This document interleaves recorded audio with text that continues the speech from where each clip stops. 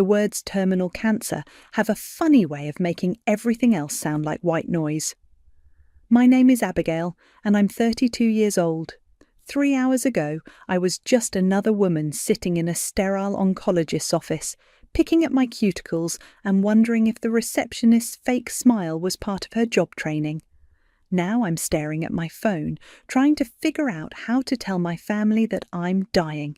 The call to Mum goes exactly how you'd expect.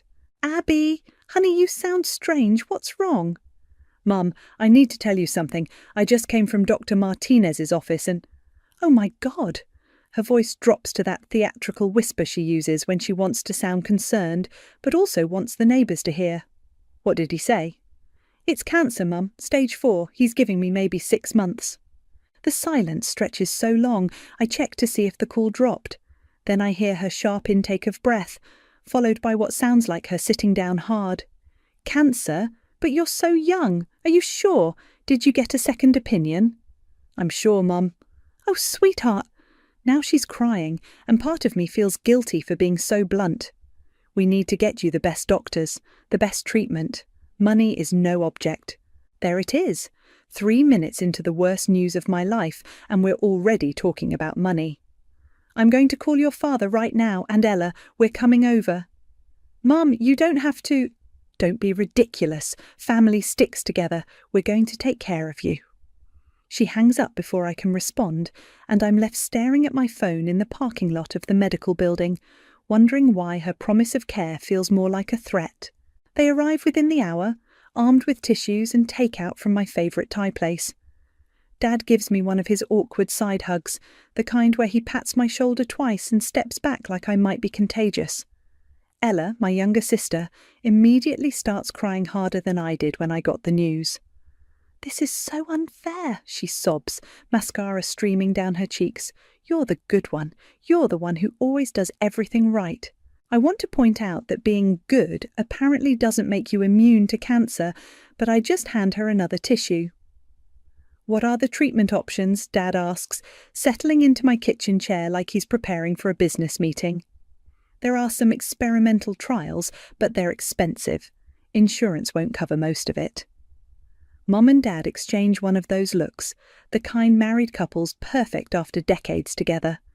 It lasts maybe 2 seconds, but I catch it. "How expensive?" Mum asks. "Potentially hundreds of thousands?" Another look. This one longer. "Well," Mum says, smoothing her hair, "we'll figure it out. That's what families do. But first, we need to make sure all your affairs are in order." "My affairs?" "Legal stuff, honey. Power of attorney, medical directives, just in case." Ella looks up from her tissue pile. "Mum's right. What if you can't make decisions for yourself? What if you're too sick?" The conversation shifts into practical mode so fast it makes my head spin. Suddenly we're talking about wills and bank accounts and who should have access to what. They make it sound so reasonable, so loving, just family looking out for family. "I don't know," I say. "It feels premature." "Abby," Dad says in his gentle but firm voice, the one he used when I was 16 and wanted to go to that party. "This isn't about giving up hope. This is about being smart, being prepared. Think about it this way," Ella adds, reaching for my hand.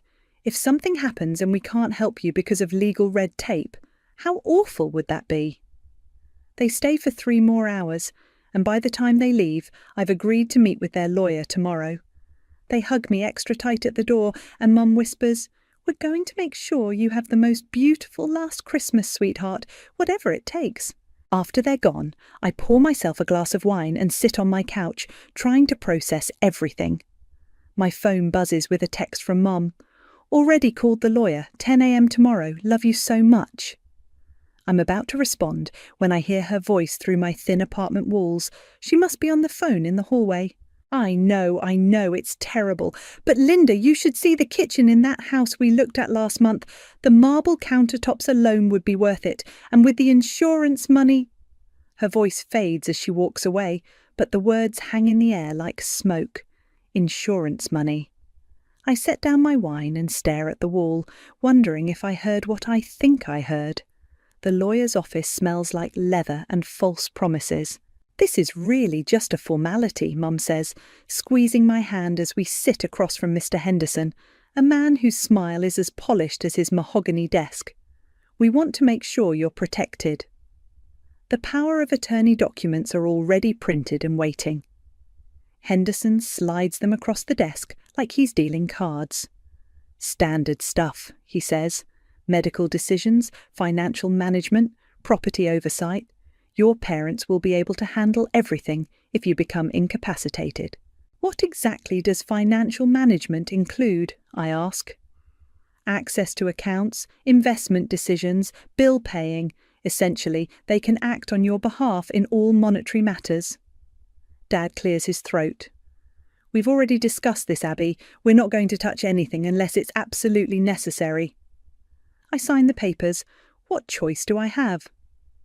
2 weeks later, I'm standing in what used to be my parents' modest kitchen, watching contractors rip out perfectly good cabinets. Surprise! Mom beams, gesturing at the chaos. We decided to finally do the renovation we've been talking about for years. Now? I ask, dodging a worker carrying a sledgehammer. Well, we figured with everything going on, we should make the house perfect for when you come stay with us during treatment. Ella appears from the living room holding fabric samples. Wait until you see the marble we picked out. It's imported from Italy. Italian marble?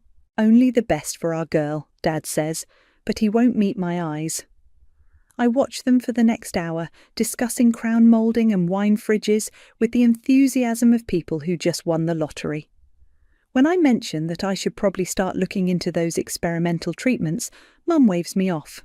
Don't worry about that right now, honey. Let's focus on making you comfortable first. 3 days later, I'm on the phone with my bank. I'm sorry, Mum, but your savings account shows a balance of $47. That's impossible. I had over $200,000 in that account. Let me check. Yes, there were several large withdrawals over the past 2 weeks, all authorised by your power of attorney holders. My hands shake as I hang up. I call Mum immediately. Oh, sweetheart, don't worry about that. We moved the money to better investments. You know how terrible savings account interest rates are. What investments? The house renovation for one. Think of it as improving your inheritance, and we put some aside for your medical expenses. How much? A pause. Well, the kitchen alone was $80,000, but it's going to be gorgeous. And we got you that adjustable bed for the guest room, the good kind, with the massage feature. Mum, I need that money for treatment. Honey, we researched those experimental treatments. They're basically scams. Dr. Martinez said the standard treatment is just as good. Dr. Martinez said the standard treatment would buy me maybe a few extra months. A few months is still time, Abby, time we can spend together as a family. I hang up and immediately call the treatment centre in Arizona. The receptionist's voice is kind but firm. I'm sorry, but we require payment up front. The program costs $150,000. I had the money. My family has access to my accounts. Would you like me to hold your spot for a few days while you sort it out? Yes, please. That evening, I drive to my parents' house. The kitchen is a war zone of exposed pipes and drywall dust, but I can see the beginnings of something that belongs in a magazine spread. Isn't it beautiful? Mum asks, running her hand along a piece of marble that probably cost more than my car. Mum, I need you to transfer money back to my account for the treatment. Oh, honey. She exchanges that look with Dad again. We can't just undo everything now. The contractors have already been paid. Not all of it, just enough for the treatment. Ella walks in, carrying shopping bags from high-end stores. What treatment? The experimental one in Arizona. Abby, Ella says, setting down her bags, you need to be realistic. You're going to die anyway. What's the point of throwing money at some desperate last-ditch effort? The words hit me like a physical blow. I actually step backward. What did you just say? I mean, wouldn't you rather spend your last months here with us in a beautiful space? We're creating memories. With my money. It's not like you're going to need it, she continues, pulling a designer dress from one of her bags. At least this way, it's going to something meaningful, something that will last. Dad finally speaks up. Girls, let's not fight. I'm not fighting, I say, my voice eerily calm. I'm just trying to understand how my death became a home improvement opportunity. That's not fair, Mum says, tears starting. Everything we're doing is for you. The Italian marble is for me? The house will be your legacy, Abby, something beautiful to remember you by. I look around at the destruction and renovation, at my family's excited faces, at the shopping bags full of things they bought with my money while I'm supposed to be dying. I need some air, I say. Outside, I sit in my car and call the treatment centre back. I'm sorry, I tell the receptionist. I won't be able to make the payment. I understand. I'm sorry. As I hang up, I see Ella through the window, modelling her new dress for Mum and Dad. They're all laughing, surrounded by the ruins of their old kitchen and the promise of their new one, built with my death money. The first friend I call is Sarah from college. Oh my God, Abby, I'm so sorry. I've been meaning to reach out, but I just don't know what to say in these situations, you know? I was hoping maybe we could grab coffee sometime. I could really use... Actually, I'm super busy with the new baby and work is crazy, but I'll definitely call you soon, okay? She doesn't call. Next is Marcus from my old job. The conversation lasts exactly 90 seconds before he remembers he has a dentist appointment he absolutely cannot miss. By the fourth call, I stop pretending I'm surprised. Terminal illness is apparently contagious in the social sense. People scatter like roaches when the lights come on. The only person who answers and actually wants to talk is Paige, my neighbour from 2 apartments down. Are you kidding me? She says when I tell her about my family's renovation project. They spent your treatment money on a kitchen? Italian marble, I say, stirring my coffee. We're sitting in her living room, which is cluttered but warm, the opposite of my parents' sterile showcase. That's not family, Abby, that's vultures. They keep saying it's for me, for my legacy. Your legacy should be you being alive. I laugh, but it comes out bitter. Try telling them that. Paige leans forward. What if there were other options? Other ways to get treatment? Like what? Rob a bank? Clinical trials, charity programs. There are foundations that help people in situations like yours. I looked into some of that. The waiting lists are years long, and most require you to exhaust all other financial options first. What about the ones that don't? That night, Paige comes over with her laptop and a bottle of wine. We spend hours scrolling through medical websites and foundation pages. Look at this one, she says, pointing to the screen. The Morrison Foundation. They fund experimental treatments for people who've been denied by insurance. Says here they only accept 20 patients per year. So apply. What's the worst that could happen? They could say no. They're already saying no by not knowing you exist. We fill out the application together. It's extensive, medical records, financial statements, personal essays. The financial part is embarrassing. I have to explain how I went from having a substantial savings account to being broke in 2 weeks. Your family really did a number on you, Paige says, reading over my shoulder.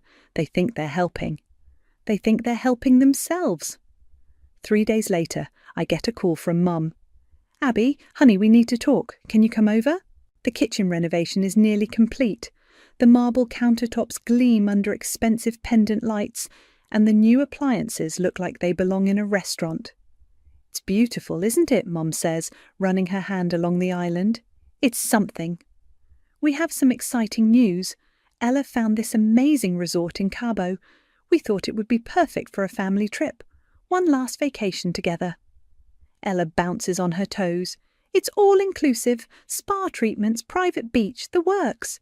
How much? I ask. Don't worry about that, Dad says quickly. How much? 15,000, but it's for all of us, and it includes everything. 15,000 of my money. Abby, Mum's voice takes on that patient tone she uses when she thinks I'm being unreasonable. This is about making memories, about spending quality time together while we still can. While I still can, you mean? Don't be morbid. I'm not being morbid, I'm being realistic. That 15,000 could go toward treatment.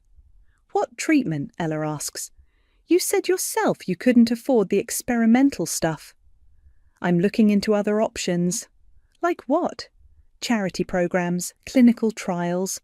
Mum and Dad exchange another one of their looks. Honey, Mum says gently, those programs are for people who really can't afford treatment. We don't want to take resources away from people who actually need them. I actually need them. You have family support. That's more than most people have. Family support that spent my treatment money on countertops. That's not fair, Ella snaps. We're trying to make your last month special. By bankrupting me? You're being dramatic. The argument escalates until I'm shouting and they're crying, and nothing gets resolved except that I storm out and they book the Cabo trip anyway. 2 weeks later, I get a rejection letter from the Morrison Foundation. Standard form letter, probably sent to hundreds of people. I'm crumpling it up when my phone rings. Unknown number. Is this Abigail? Yes. My name is Dr. Patricia Williams. I work with the Morrison Foundation. We received your application. I got the rejection letter. That was a mistake. We'd like to discuss your case further. Are you available to talk? I sit down hard on my couch. Yes, I'm available. Good. There's someone who specifically requested to review your file. Someone who knows your family situation. Can you meet tomorrow? Who requested it? I think it's better if she explains that herself. Can you come to our office at 10 a.m? After I hang up, I stare at the rejection letter in my hand. Someone knows my family situation. Someone specifically requested my file. I call Paige. Someone's watching out for you, she says, after I tell her about the call. But who? Guess you'll find out tomorrow. The Morrison Foundation office is nothing like I expected. Instead of sterile medical building vibes, it's housed in a converted Victorian home with comfortable chairs and actual artwork on the walls. Dr. Williams is a woman in her 50s with kind eyes and a firm handshake. Thank you for coming, Abigail. Please sit down. You said someone specifically requested my file? Yes, but first let me explain what we do here. We provide funding for experimental treatments that show promise, but aren't covered by traditional insurance. We also help patients relocate temporarily for treatment when necessary. Relocate? Sometimes the best treatment centres are far from home. We provide housing, living expenses, complete support systems. She slides a folder across the desk. This particular program is in Seattle. Cutting-edge immunotherapy. The success rates are encouraging. I open the folder. The treatment plan is comprehensive, aggressive, and expensive. Very expensive. Who's funding this? An anonymous donor. Someone who specifically requested that we reach out to you. I don't understand. Dr. Williams leans forward. Abigail, this donor knows about your family situation. They know about the power of attorney issues and the financial complications. They want to help. But who? I can't reveal their identity, but I can tell you that they've covered everything. Treatment, housing, living expenses for up to 2 years. All you have to do is say yes. I stare at the papers. 2 years of life, maybe more. A real chance. There's one condition, Dr. Williams continues. For the treatment to be most effective, you need to minimize stress. That means limited contact with people who might complicate your recovery. You mean my family? I mean anyone who might interfere with your healing process. I think about Mum's latest text, asking when I want to leave for Cabo, about Ella's Instagram posts showing off the new kitchen, about Dad's silence every time I bring up treatment options. When would I start? Next week if you're ready. I sign the papers. The hardest part is lying to Paige, but Dr. Williams insists that the fewer people who know my real location, the better. I'm going to stay with my cousin in Portland for a while, I tell her as she helps me pack. Get some space from my family. Good for you. They've been toxic through this whole thing. Will you keep an eye on things here? Maybe check my mail? Of course. But Abby, promise me you'll stay in touch. I promise. The treatment centre in Seattle is everything Dr. Williams promised. The staff is incredible, the facility is state-of-the-art, and my apartment is small but comfortable. For the first time in months, I feel like I can breathe. The treatment itself is brutal. The immunotherapy makes me sicker than I've ever been, but Dr. Rodriguez, my oncologist, says that's a good sign. Your immune system is waking up, she explains during one of my better days. It's learning to fight. Meanwhile, my family's social media tells a different story. Mum posts pictures of their Cabo vacation with captions like "making memories while we still can" and "family is everything." Ella shares photos of herself in designer swimwear with hashtags like "new family first" and "blessed." The comments are nauseating. Friends and neighbours offering prayers and support for their difficult time. People praising them for staying strong and making the best of a tragic situation. Not one person asks where I am. After 3 months of treatment, my scans show improvement. Not a miracle, but real, measurable progress. Dr. Rodriguez is cautiously optimistic. "We're going to continue the protocol," she says. "Your body is responding well." That night, I'm checking my email when I see a message from an address I don't recognize. The subject line reads, "Unfinished business." I almost delete it, thinking it's spam, but something makes me click. "Abigail, I hope this finds you well and recovering. I know you don't know me, but I know you.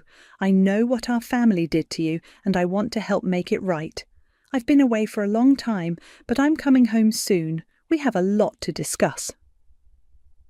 Aunt Jacqueline. I stare at the screen. Aunt Jacqueline, Mum's older sister, the one who disappeared from family gatherings when I was a teenager, the one whose name makes Mum's face go tight whenever someone mentions her. I type back quickly, "How did you find me?" The response comes within minutes. "I've been keeping track of things, more than you know. Are you somewhere safe?" "Yes." "Good. Stay there. I'll be in touch soon. And Abigail, don't tell anyone about this email. Not yet." I close the laptop and sit back in my chair. Outside my window, Seattle's skyline glitters in the evening light. For months I felt completely alone, abandoned by everyone who was supposed to care about me. But someone has been watching, someone has been helping, and now someone wants to settle accounts.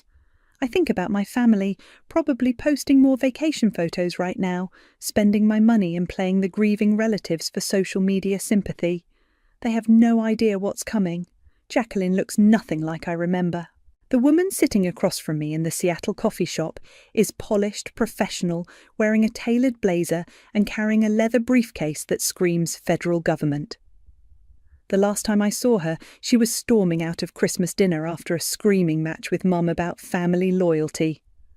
"You look good, Abby, healthier than your family thinks." "How do you know what my family thinks?" She opens her briefcase and pulls out a tablet. "Because I've been monitoring their communications for the past 6 months. "Monitoring?" "I'm a senior investigator for the Financial Crimes Enforcement Network.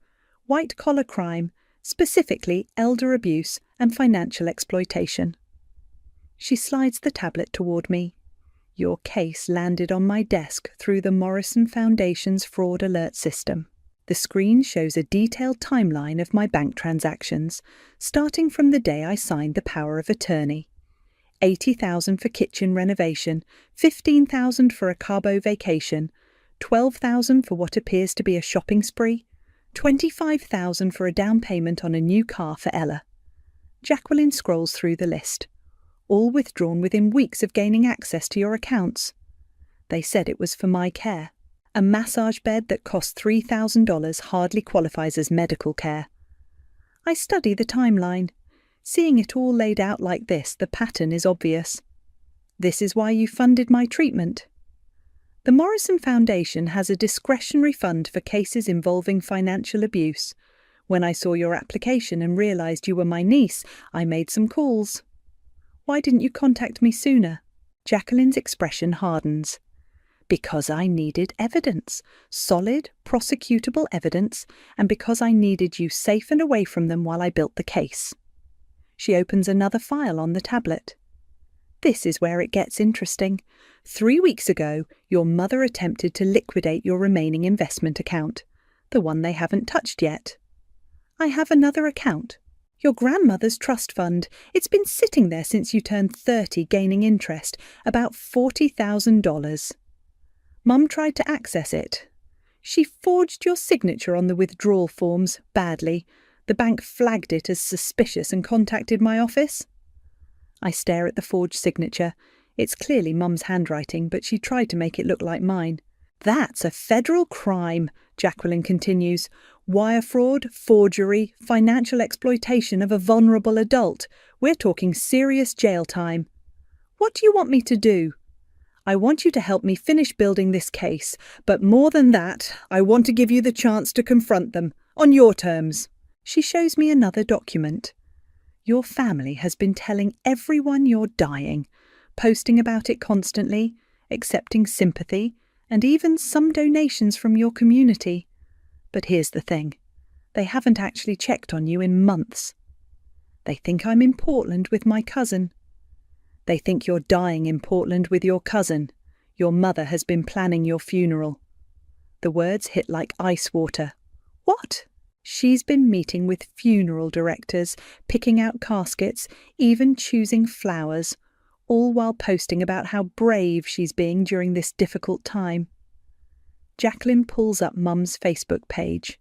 The posts are a masterclass in performative grief. Photos of sunsets with captions like, "Thinking of our angel tonight." Pictures of the renovated kitchen, with Abby would have loved this space. She's been getting a lot of attention, Jacqueline says.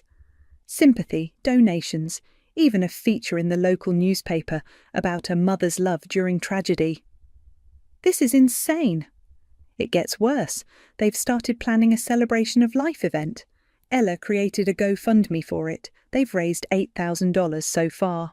I scroll through the GoFundMe page, pictures of me from years ago, descriptions of my brave battle, requests for donations to honour Abby's memory with the beautiful service she deserves.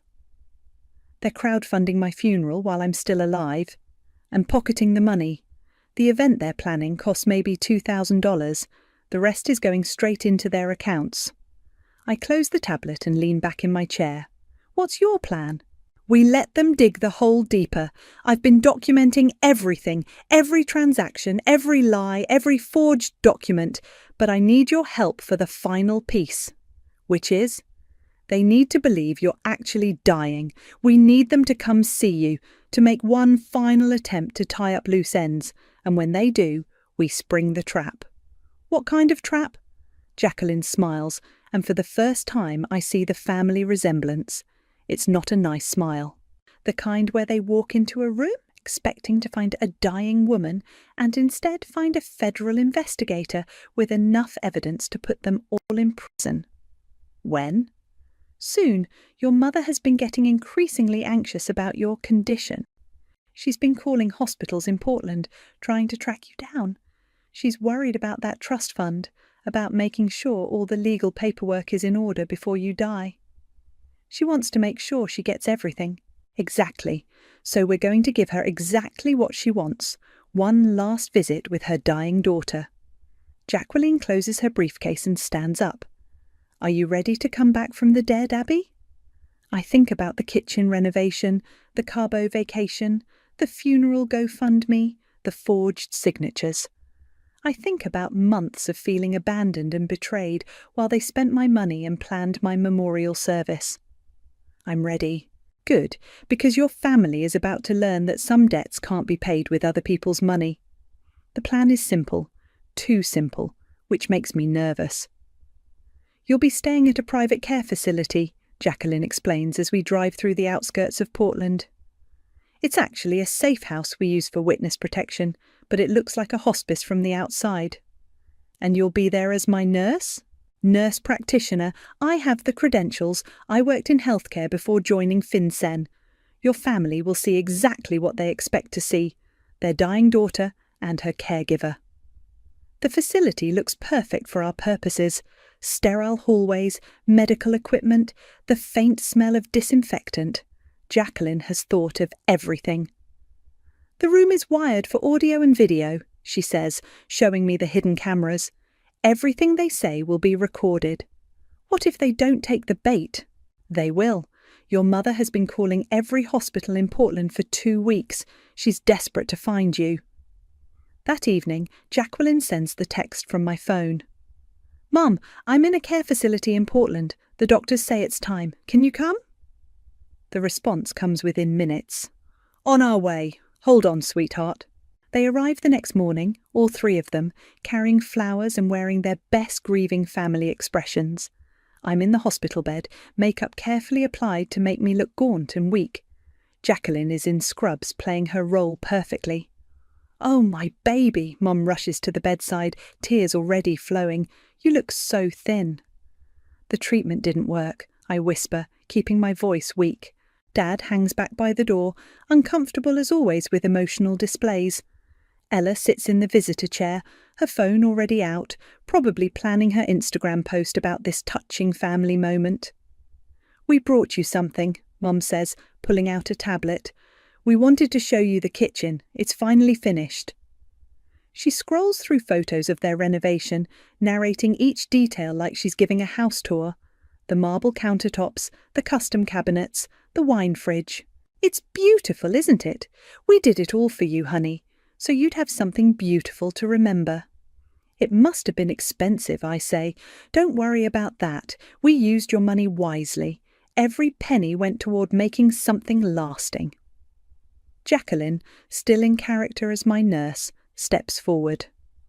I'm sorry, but visiting hours are limited. The patient needs rest.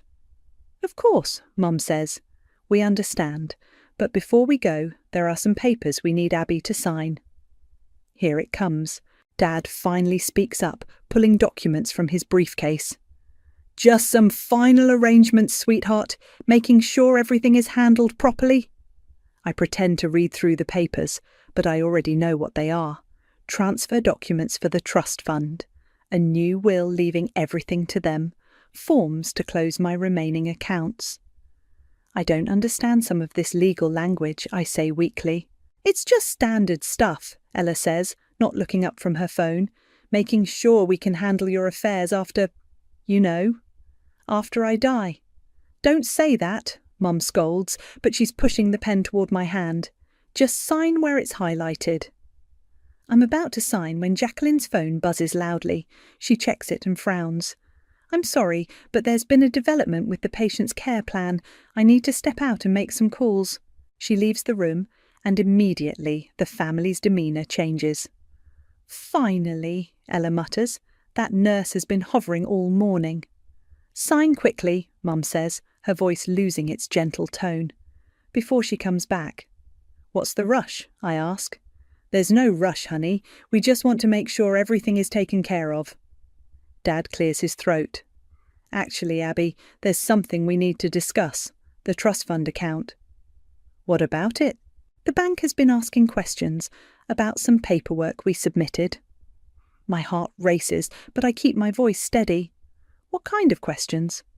They're claiming the signature didn't match their records, Mum says, her face flushing. It's ridiculous. Banks make mistakes all the time. You tried to access the trust fund? We were just trying to consolidate your accounts, Dad says quickly. Make things easier to manage. By forging my signature? The room goes dead silent. Ella finally looks up from her phone. That's a serious accusation, Mum says, her voice ice cold. Is it an accusation if it's true? Abby, you're not thinking clearly. The medication, the stress. I'm thinking perfectly clearly. You forged my signature to steal money from an account you didn't even know I had. We didn't steal anything, Ella snaps. We're your family. We're entitled to... Entitled to what? My death money? You're being dramatic, Mom says. Everything we've done has been for you. The kitchen renovation was for me. The Cabo vacation was for me. The GoFundMe for my funeral was for me. Dad's face goes white.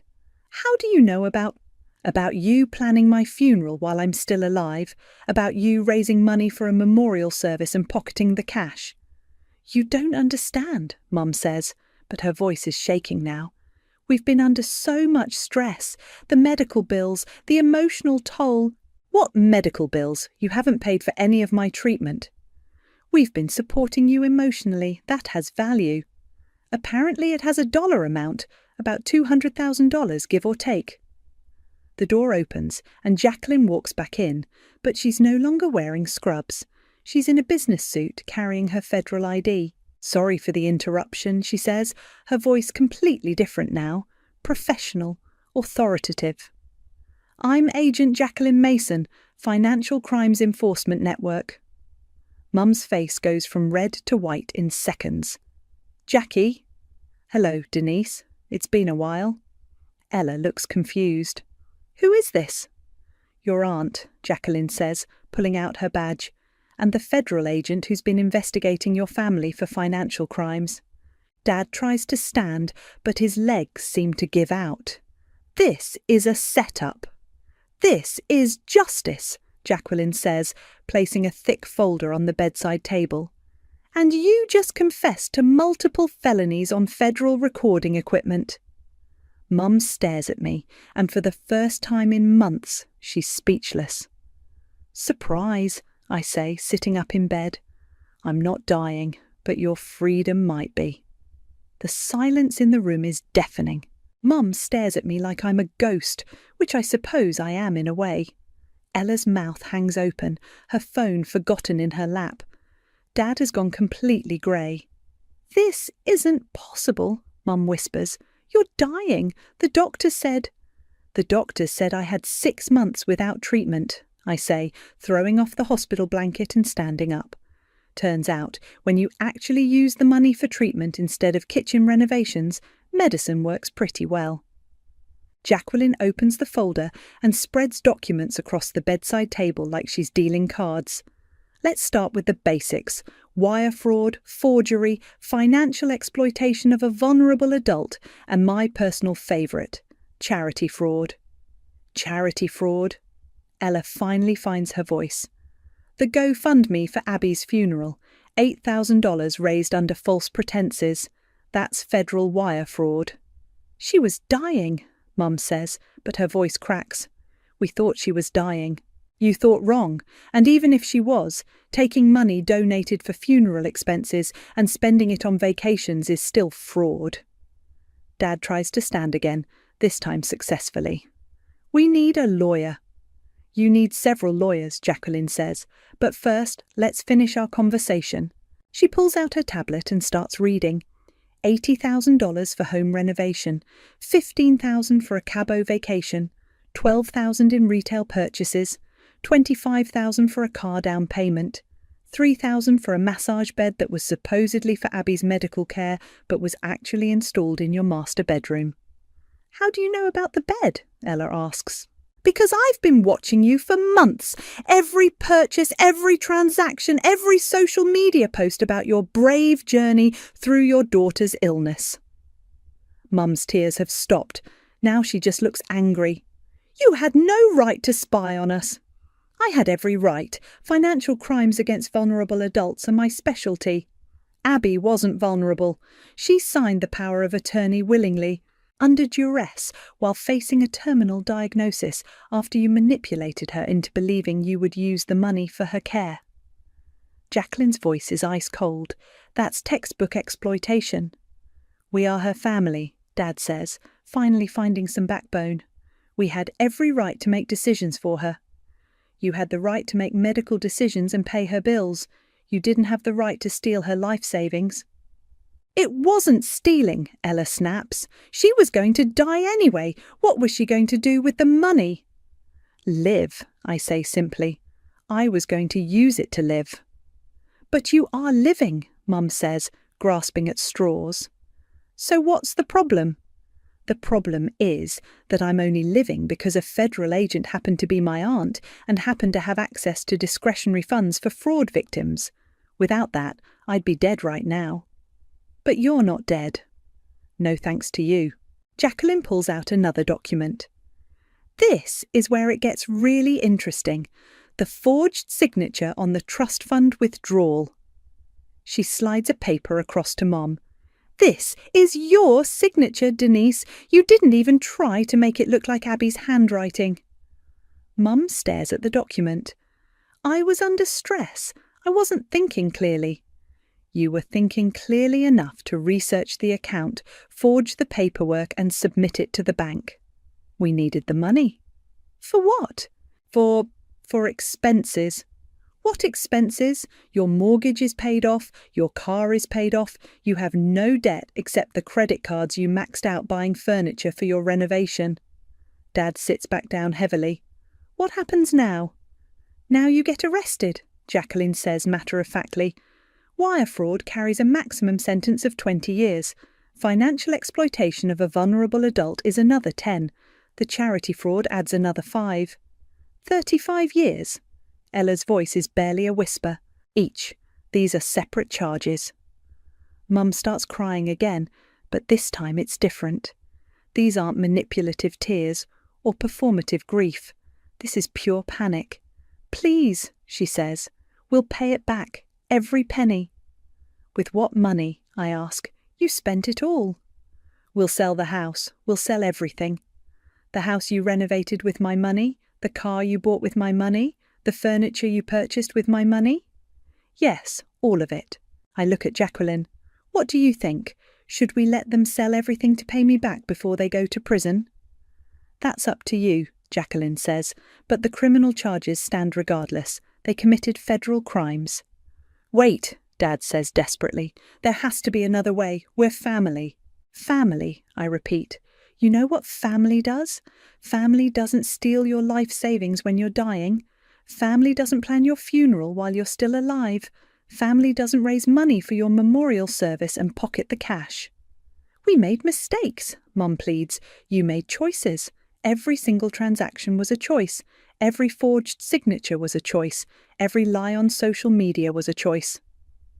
Ella suddenly stands up. This is insane. You can't do this to us. We're your family. You keep saying that word. I don't think it means what you think it means. We love you. You love my money. That's not true. Really? When's the last time any of you called to ask how I was feeling? When's the last time you visited without needing me to sign something? The room falls silent again. That's what I thought, I say. Jacqueline closes the folder. Abigail, it's your decision. We have enough evidence to prosecute. The question is whether you want to press charges. I look at my family. Mum, still crying. Dad, staring at his hands. Ella, defiant to the end. I want to press charges, I say. All of them. Abby, please, Mum begs.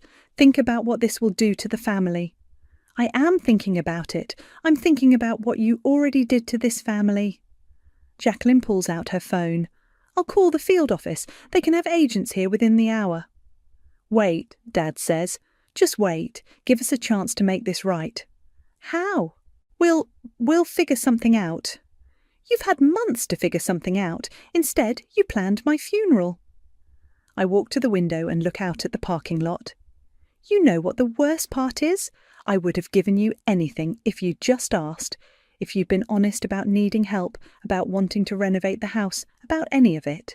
But instead, you chose to steal from me while I was dying. We thought we were helping, Mum whispers. You thought you were inheriting early. Jacqueline's phone buzzes. The agents are on their way. I turn back to face them. Every false tear you cried, every sympathy card you accepted, every dollar you stole, it all has a price, and today the bill comes due. The federal agents arrive exactly when Jacqueline said they would. Denise Grant, Lewis Grant, Ella Grant, you're under arrest for wire fraud, financial exploitation of a vulnerable adult, and conspiracy to commit fraud. The handcuffs click with a finality that echoes through the sterile room. Mum is still crying, but quietly now. Dad stares straight ahead like he's already planning his defense strategy. Ella keeps looking at me like she's waiting for me to call this whole thing off. I don't. You have the right to remain silent. As they're led away, Mum turns back one last time. Abby, please, don't let them destroy our family. You already did that, I say. The door closes behind them, and suddenly the room feels enormous. How do you feel? Jacqueline asks, packing up her files. Empty, satisfied, angry, relieved. I sit down in the chair Ella vacated. All of it at once. That's normal. Justice doesn't always feel the way we think it will. What happens now? Now they get processed, arraigned, probably released on bail. Their lawyers will try to work out plea deals. The house will be seized as proceeds of crime. The car too. Anything they bought with your money becomes evidence. And the money? Most of it's gone, but we'll recover what we can. The house should cover a good portion of what they stole. My phone buzzes. A text from Paige. Saw the news. Holy shit. Are you okay? The news. Of course it made the news. Local family arrested for defrauding dying daughter. The story writes itself. The media's going to have a field day with this, I say. Probably, but that's not your problem anymore. Jacqueline sits down across from me. Can I ask you something? Sure. Do you regret it, pressing charges? I think about it for a moment. Ask me in a year. Right now I'm just glad they can't hurt anyone else. They won't. Cases like this follow people forever. Even if they avoid prison time, they'll never be able to get power of attorney over anyone again. Good. We sit in comfortable silence for a while. Outside, I can hear the news vans pulling up.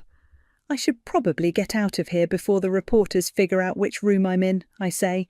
Already handled. There's a back exit. My car is waiting. As we walk through the corridors, I catch glimpses of the news coverage on the waiting room TV. My family's mugshots flash across the screen while a reporter explains the charges.